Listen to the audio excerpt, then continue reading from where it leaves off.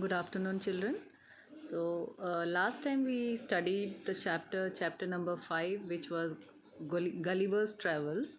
Gulliver's Travels, as you have seen that when you have read the chapter, it is a very interesting chapter written it is based on the novels of Jonathan Swift, a very famous literature work, which is very amusing, very exciting. How the author, the doctor of the ship, how his voyage is, how he goes through a journey, और वो किस तरह से जाता है. He face so many difficulties. He reaches a strange kind of land. He meets strange people. It is a kind of fantasy world also, where there are unimaginable living beings. Like some people are very tall, short, and all.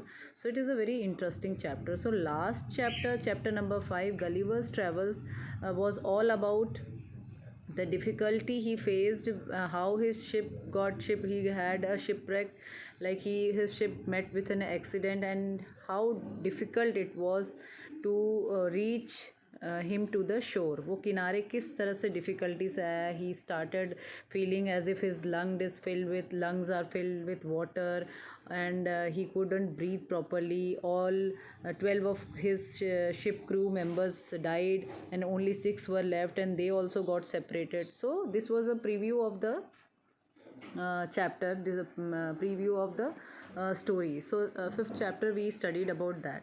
Now the sixth chapter, it is about the voyage. After the voyage, when we read the chapter, the Gulliver, he reached into a land which was not known to him.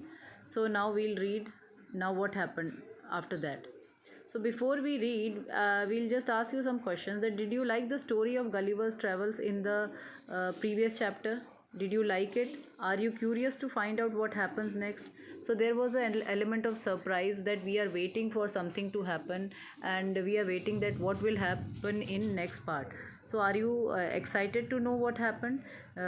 Read below and find out Gulliver's adventure, where he was when he was shipwrecked in a land of people who were only 6 inches tall. So now it is an adventure. It is an exciting story where he reached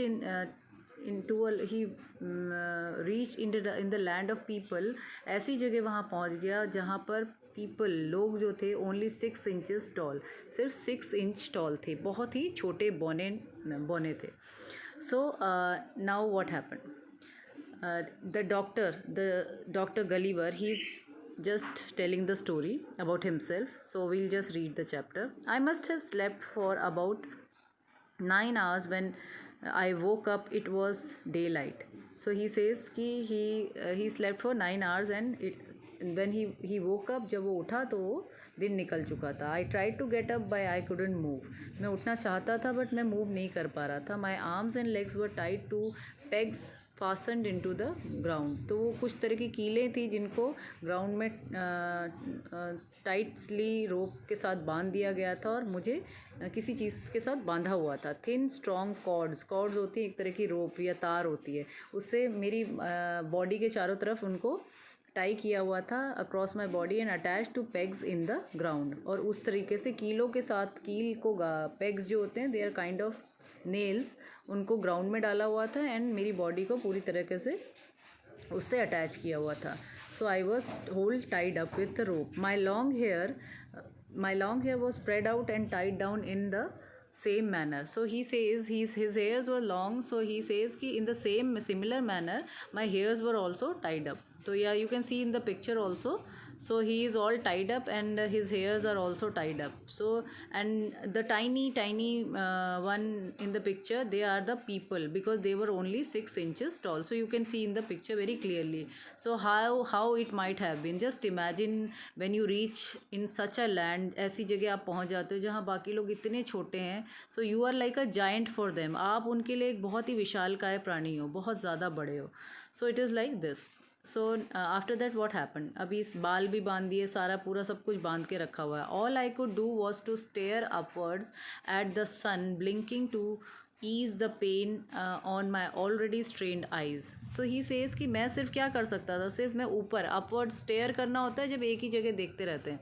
So he says मैं सिर्फ ऊपर देख पा रहा था eight the सन, सिर्फ सूरज को देख रहा था, blinking to ease the brain, और आंखें बीच बीच में पलकें झपका रहा था to ease the pain. Ease होता है रिड्यूस. जो पेन मुझे ऑलरेडी स्ट्रेंड होती हैं, स्ट्रेन होता है जब आप बहुत ज़्यादा थके होते हो, जब आपकी आंखें बहुत ज़्यादा थकी हैं. ऑलरेडी मेरी आंखें थकी थी और जो उसका पेन है वो मैं कम करना चाह रहा था, इसलिए बीच बीच में I was blinking because he was already tired with his journey, जिस तरह से वो पहुंचा था वहाँ पर. Suddenly I heard strange noises around me but I couldn't move to find out what they were और where they were coming from. And suddenly वो बोलता है मुझे अजीब तरह की स्ट्रेंज अलग तरीके की आवाज़ें आने लगी एंड मैं मूव नहीं कर पा रहा था एंड मुझे ये नहीं पता चल पा रहा था कि वो क्या है और कहाँ से वो आवाज़ें आ रही हैं. The next moment I felt something about moving on my leg, alive moving on my leg. So बोलता है अगले ही पल मुझे ऐसा लगता था कि कुछ अलाइव, कुछ जिंदी चीज़ है जो मेरे पैरों पे चल रही है. Because he couldn't get up, वो उठ नहीं पा रहा था, तो उसको महसूस हो रहा था, फील हो रहा था कि कुछ चल रहा है. So it progressed over my stomach and on to my chest stopping just below my chin. वो ऐसे प्रोग्रेस मतलब आगे आगे बढ़ रहा था. ओवर माई स्टमक, मेरे पेट की तरफ से सीधे धीरे आगे को बढ़ रहा था और मेरे चेस्ट की तरफ आ रहा था. Stopping just below my chin, और मेरी चिन के पास आके वो रुक गया. I lowered my eyes downward as much as I could hoping to see what sort of insect was crawling on me.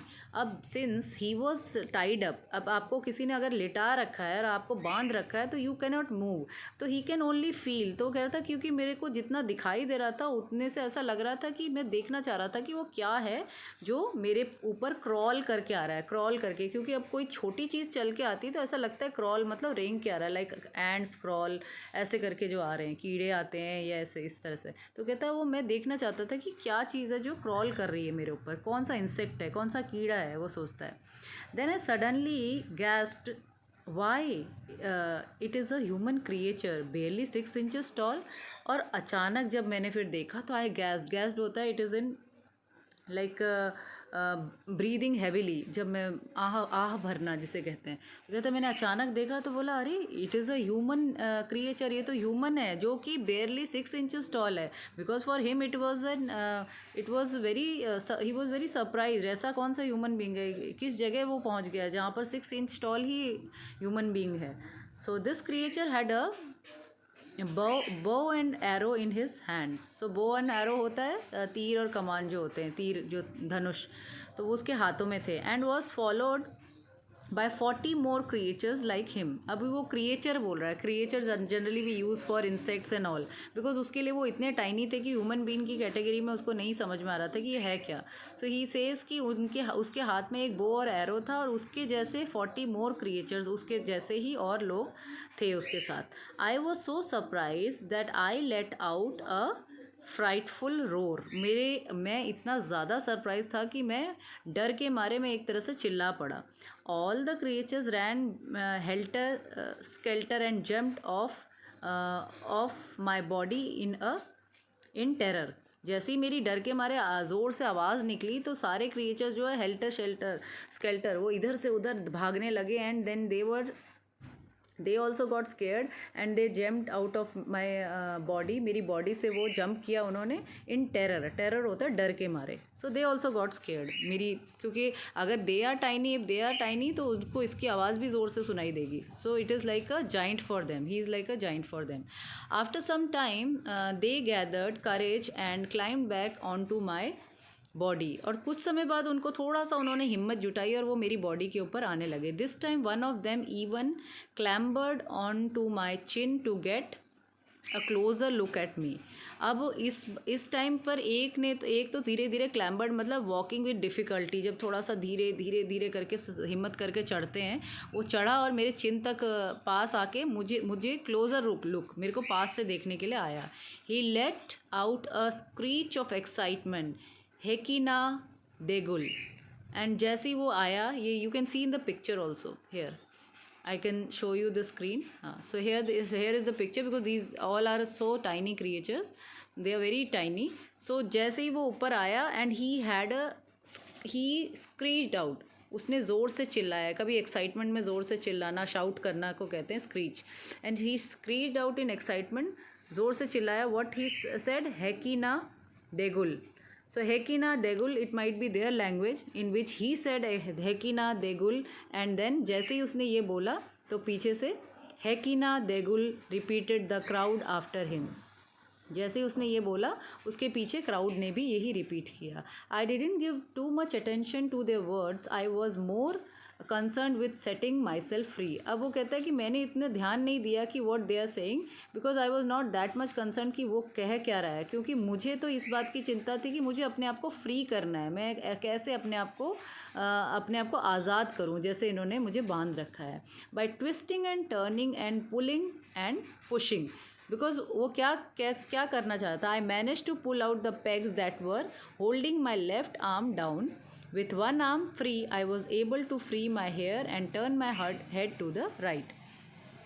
अब सिंस जो भी वो पेग्स और जो भी रोप्स वो डाली थी, तो यू कैन इमेजिन कि अगर छोटे छोटे इतने 6 इंचेस टॉल उन्होंने डाली है, so they might not be very strong, because ये तो उनके हिसाब से जायंट था. तो अगर हम ज़्यादा, हमारे पास पतली डोरियों से हमें कितना भी बांधा हो, तो अगर हम उसमें ज़ोर लगाएंगे and if we are powerful, तो हम उसको खींच के तोड़ पाएंगे. तो उसने अपने आप को कभी इधर पुश किया, वो कहता है कभी मैंने पुशिंग किया, कभी ट्विस्ट किया, कभी इधर को घूमा, कभी मैंने टर्न किया, और इस तरीके से मैंने क्या किया, अपने आप को समहाउ मैनेज किया कि मैं वो पेग्स और जो वो रोप है उसको मैं निकाल सकूँ, और धीरे धीरे करके वो करूँ. विथ वन आर्म फ्री, जैसे ही मेरी धीरे धीरे करके मैंने जैसे ही मैनेज किया कि मेरी एक हाथ फ्री हो जाए, जैसे कि मेरा एक आर्म फ्री हुआ, I was able to free my hair. जैसे मेरा हाथ एक बार फ्री हो गया तो मैंने अपने हेयर्स को भी फ्री कर दिया. And turn my head to the right, और फिर मैंने अपना हेड राइट साइड की तरफ मैंने टर्न किया. So there were cries of panic from the little creatures, and suddenly hundreds of tiny arrows hit my left hand, pricking me like hundreds of needles. अब जैसे इसने ऐसे अपने आप को छुड़ाना चाहा और जैसे जैसे अपने आप को फ्री करना चाहा, तो they all got scared, they were very, मतलब टेरर हो गया उन सब के बीच में, वो सब डरने लग गए. उन सब ने क्या किया, अपने तीर कमान निकाली और धनुष से तीर छोड़ने लगे. और वो बोलते हैं कि जैसे ही वो तीर मेरे पास आए, मुझे ऐसा लगा कि हंड्रेड्स ऑफ नीडल्स मेरे पास, छोटी छोटी सुई, मुझे सुई ज़ोर ज़ोर से चुभा रहे हैं. तो इस तरह से ही felt the such a pricking pain. Pricking होता है जब हम किसी चीज़ को प्रिक करते हैं, चुभाते हैं, जैसे किसी कांटे से अगर आपको कोई चुभाया या सुई से चुभाया तो उसे बोलते हैं pricking. So when arrows began striking my face, I groaned with pain and raised my left hand to protect myself. अब जब एरोज़ ने उसको प्रिक किया, भले ही वो छोटे छोटे एरोज़ थे जो कि उसको नीडल जैसे लग रहे थे, बट उसको पेन इतना ज़्यादा हुआ कि वो कहता है कि मैंने अपना लेफ्ट हैंड ऊपर उठाया, सो दैट मैं अपने आप को प्रोटेक्ट करना चाहता था, अपने आप को बचाना चाहता था. So they also started jabbing spears at my sides. Jabbing spears होता है भाले, जो भाला होता है, स्पीयर होता है, वो हम लोगों के लिए, ह्यूमन बींग के लिए तो बड़ा सा होता है, but since they were 6 inches tall, तो उनके भाले छोटे छोटे से थे, बट छोटे ही सही, बट ज़ोर से अगर प्रिक करो तो जगह जगह दर्द होता है. सो उन्होंने भालों से मारना शुरू किया साइड्स में. So luckily for me my jacket was thick and prevented me from getting severely injured. तो वो कहता है मेरे लिए लकी बात ये थी कि मेरा जो जैकेट था वो थिक था, वो मोटा था, और उसने मुझे बचाए रखा कि मैं सीवियरली, बहुत बुरी तरह से इंजर्ड ना हो जाऊँ, घायल ना हो जाऊँ, इसलिए मेरी जैकेट ने मुझे प्रोटेक्ट किया. So I thought to myself that the wisest thing to do would be to lie still until night. So I stop struggling and the arrow stop coming. तो वो थोड़ी देर बोलता है कि मेरे को लगा कि मेरे को सबसे वाइजेस्ट, मतलब सबसे ज़्यादा अभी सही काम क्या होगा, सबसे सही डिसीजन क्या होगा कि अभी मैं सीधे, I should be lying still, बिल्कुल मैं जहाँ पर हूँ वहाँ स्थिर सिर बिना हिले डुले मैं लेट जाता हूँ. बिकॉज अगर मैं यही करता रहा, अगर अपने आप को पुश करता रहा, ट्विस्ट करता रहा, तो ये मुझे और मारते रहेंगे, एंड कुछ भी हो थोड़ा थोड़ा करके पेन होता रहेगा. सो आई स्टॉप स्ट्रगलिंग, मैंने स्ट्रगल करना, हिलना डुलना, अपने आप को खींचना बंद किया. And arrows also stop coming, और अब तीर भी चलने बंद हो गए. But soon I heard another loud noise near my right year. और फिर बट थोड़ी देर बाद क्या हुआ कि मुझे राइट ईयर में, कान में मुझे आवाज़ सुनाई दी. देयर वॉज अ नॉइस, जोर शोर सुनाई दिया. It was like banging, like people at work. So ऐसा लग रहा था जैसे बहुत सारे लोग कोई काम कर रहे हैं और बैंगिंग की आवाज़ आ रही ज़ोर ज़ोर से। I turned up as much as I could and saw about 50 of the creatures setting up a platform a foot and a half above the ground. And then he says कि मैंने अचानक देखा तो वहाँ देखा कि 50 क्रिएचर्स ऐसे ही लोग थे जो एक प्लेटफॉर्म बना रहे थे। एक तरह का platform is a square kind of a place which is राइज्ड above the ground. थोड़े ग्राउंड से थोड़ा सा ऊपर होते हैं, उस तरह का एक प्लेटफॉर्म बना रहे थे। So a foot and half above the ground. जब भी प्लेटफॉर्म जनरली जैसे स्टेज होते हैं जब, जो कि ग्राउंड के लेवल से थोड़ा ऊंचा उठा होता है, तो इन सबको बोलते हैं प्लेटफॉर्म। सो वो प्लेटफॉर्म बना रहे, so you can see in the picture also. So now after that what happened? So soon 4 of them climbed up the ladders and stood on the platform। अब उसमें क्या हुआ, 4 जने जल्दी से आए और वो प्लेटफॉर्म में के ऊपर खड़े हो गए, सीढ़ी से चढ़ के गए और प्लेटफॉर्म के ऊपर 4 खड़े हो गए। In the middle was an important looking man. और उनके बीच में एक ऐसा आदमी था जो कि इम्पॉर्टेंट लग रहा था, कुछ उनमें से कुछ इम्पॉर्टेंट आदमी था। He made a long speech looking in my direction, and of course I didn't understand a word of it, but I could tell from the tone of his voice that some words were threats, other promises, and still others reassurance, especially when he pointed all around and repeated over and over, Lilliput, Lilliput। So he says कि वो आदमी ऐसा लग रहा था कि कोई important व्यक्ति है, कोई बहुत ज़्यादा महत्वपूर्ण आदमी है, और उसने एक स्पीच बोलनी शुरू की। When he started saying the speech, then he couldn't understand anything because their language was different.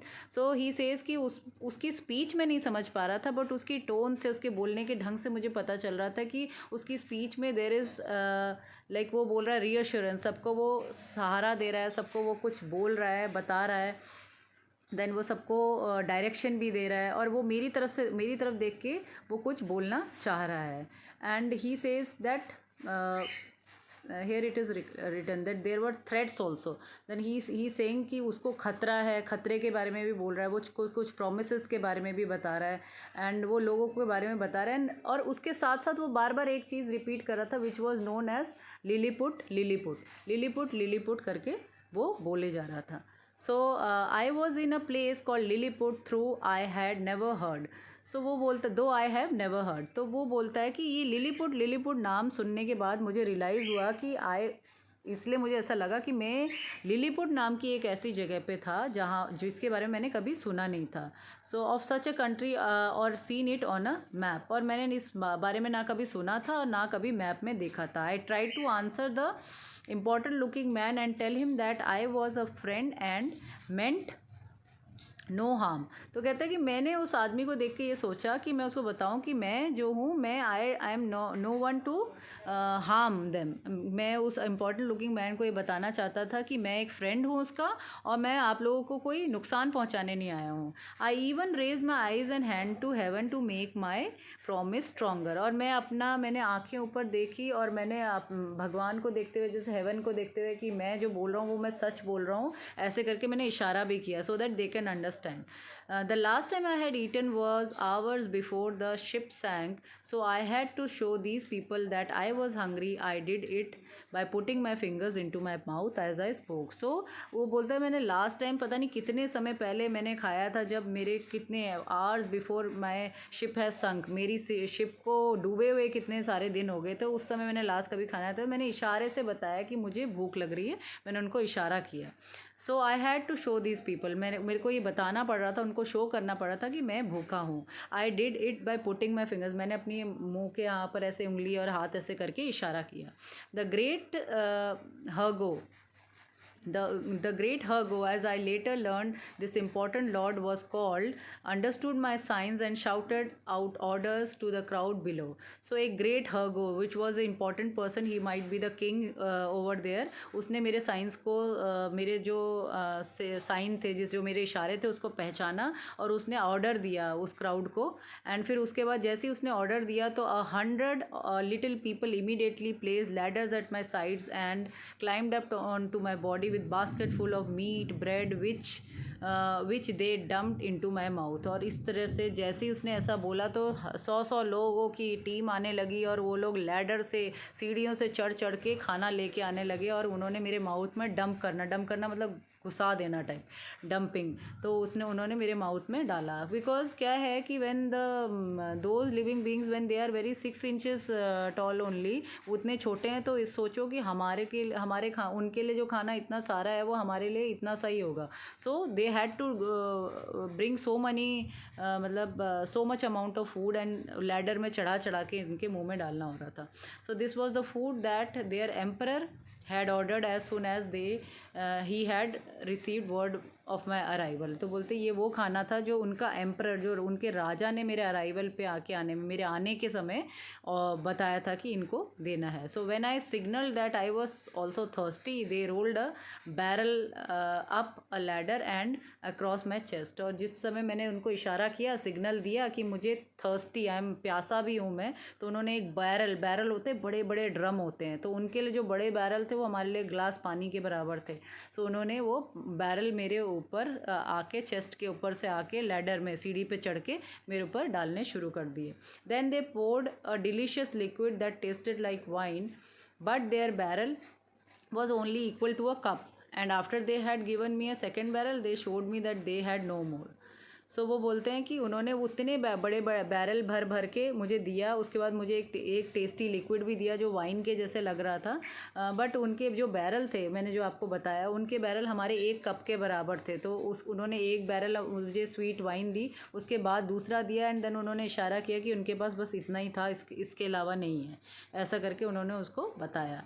So I was grateful to these creatures, they had treated me generously। So वो बोलता है कि the doctor Gulliver says that I was grateful, मैं बहुत इनका आभारी था, बहुत ही मैं इनका थैंकफुल था कि इन छोटे क्रिएचर्स का, कि जिन्होंने मुझे, दे ट्रीटेड मी जेनरसली मतलब जब किसी को बहुत ही काइंडली, बहुत ही अच्छे तरीके से ट्रीट किया जाता है, जब किसी का सम्मान किया जाता है तो उसको जेनरसली, तो उन्होंने मेरा बहुत अच्छी तरीके से सम्मान किया। So this is the second part in which he has arrived to such a land called Lilliput, and this was like the summary and the whole explanation of the chapter। I hope you understood, and tomorrow we'll do again revision and the question answers of the chapter।